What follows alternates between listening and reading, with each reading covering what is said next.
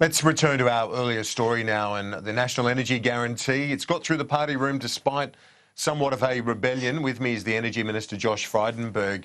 Minister, thanks very much for your time. Good morning. Before we get to the energy discussion, I want to get your reaction to the comments and the maiden speech made by Senator Anning, his reference to the term final solution when it comes to immigration. He says it was simply him saying it's the ultimate solution of putting it to the people, but can you get away with using that sort of phrase in Absolutely speech? not. Kieran, these comments by a member of the Australian Parliament were ignorant and insensitive, they were hurtful and they were divisive.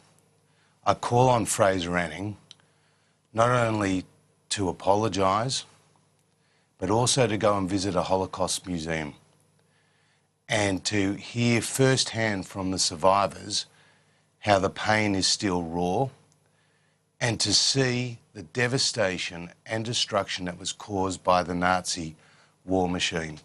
You see, 1.5 million children lost their lives in the Holocaust, and Fraser Anning is a father, let alone the 10 million people that were killed by the Nazis, of which 6 million were Jews.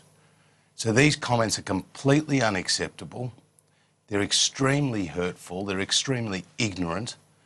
And he has no excuse and needs to quickly apologise. What about the broader argument that he made in this very controversial speech, to put it mildly, in relation to banning Muslim migration? That's ridiculous. And he also needs to retract those comments.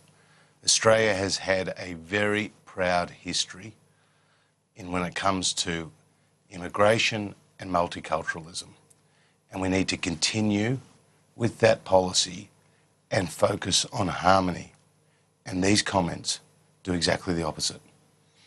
Let's turn our attention to the National Energy Guarantee. Suggestions that the Prime Minister has been talking with the rebel MPs. Have you been doing the same to try and calm them down, to placate them?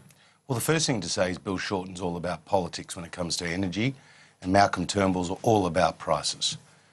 We took through our party room yesterday the National Energy Guarantee, and in fact the Labor Party set us the test.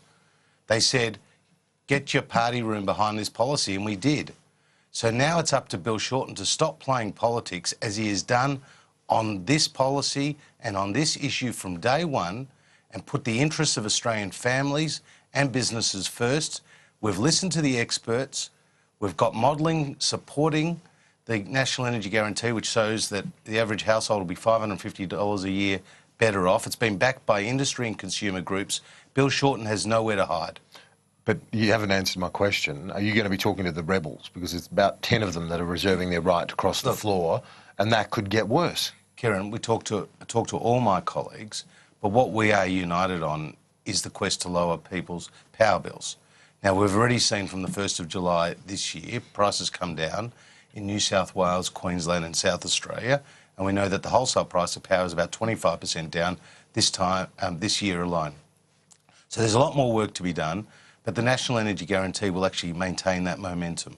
So with my colleagues, and yes, some people raised issues around price and keeping the momentum going in that regard, I'll continue to talk to them. We also talk. So you're open to doing some more in terms of, say, a price guarantee or something of that sort? One of the big issues that we discussed yesterday was the ACCC recommendations, and particularly recommendation 4, and the party room was briefed by Rod Sims, the head of the ACCC, and the Prime Minister's made it very clear that that is something we are going to focus on. But the real issue now is the implementation of the National Energy Guarantee. The Prime Minister said that we'll introduce the legislation this sitting fortnight. It's important we get on with it. Last night I held a phone hookup with the state ministers. We agreed to release the state legislation for 4 weeks of exposure draft. There is no excuses for federal Labor. Their messages have been very mixed and have covered up the fact that they're not focusing on price, they're focusing... At the federal level, it's all about the emission reduction target, and that's what needs to be legislated. If Labor doesn't support you, you're in trouble, aren't you, in terms of those dissidents, those rebel MPs. If they cross the floor and Labor doesn't back the plan, you could have a situation where you have the hard right and the party saying you've gone too far on the emissions, and Labor saying you're not going far enough, but voting together to bring it down. Well, the whole purpose of this policy is to integrate energy and climate so that we actually get investment certainty. That's the whole purpose of it. That's why every group from BHP and Rio Tinto to the National Farmers and the Irrigators to the Small Business Association to the Clean Energy Council have got behind this policy, because it actually gives us the investment certainty Australia needs. Now, Bill Shorten was part of a Labor government where power prices doubled. Each and every year, power prices went up. We've turned the corner on price. We've taken action on a number of fronts. We continue to do so. But when it comes to the National Energy Guarantee, put price first. What happens in this parliament matters to the discussions around every family kitchen table and on every Australian. Do you recognise there are some of your colleagues that will never be satisfied? Well, I accept that my colleagues are focused on price, and when it comes to their support, we've got it to proceed with the legislation. Sure, but in terms of some of your colleagues, they're about wrecking the neg. You know that, don't you? You'd be well aware of that. Well, when I talk to all my colleagues, Tony Abbott's made his views very well known. But when it comes to the colleagues, we're focused on price. There's strong support for the National Energy Guarantee. Bill Shorten set us the test of getting it through our party room.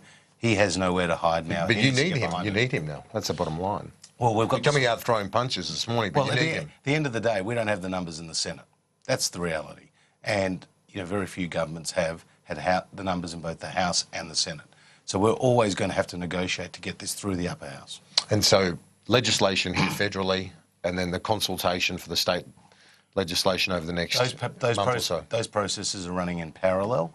But again, when it comes to the state legislation, Victoria seems to be the one holding out with 11th hour demands merely because they're worried about the votes of the Greens in inner city Melbourne seats in the lead up to their election. Minister, thanks very much for your time. Appreciate it. Good to be with you.